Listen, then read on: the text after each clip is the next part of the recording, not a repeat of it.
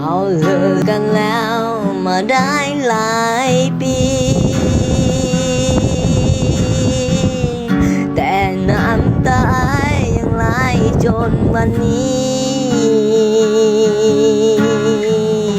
เจ้าก็เป็นแค่เป็นเก่าของอายตั้งแต่เฮาเลิกกันเจ้าเสียใจอยู่บ่มาหอมวันนี้อายยังคิดฮอดเจ้า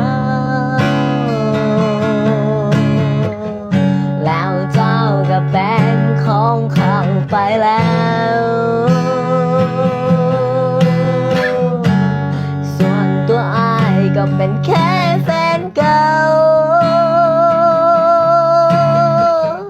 บ่ได้อยู่ในใจเจ้าแล้วตั้งแต่ที่เจ้าจากไปรู้ดีว่าเจ้าไปมีคนใหม่เจ้ายังอยู่ในสายตาของอา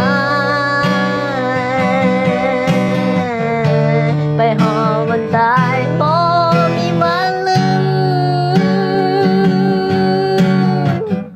เจ้าเคยเป็นแฟ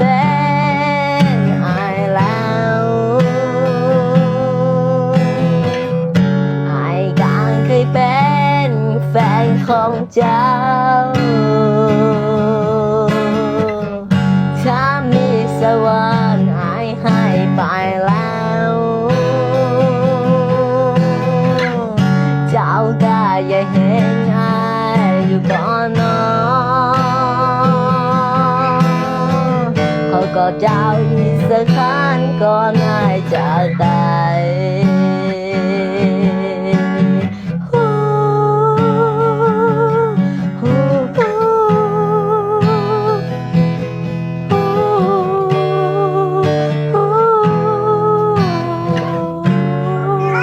ตั้งแต่เจ้าจากไปรู้ดีว่าเจ้าไปมี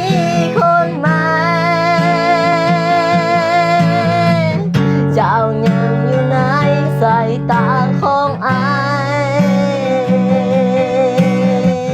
ไปหอวันตายบ่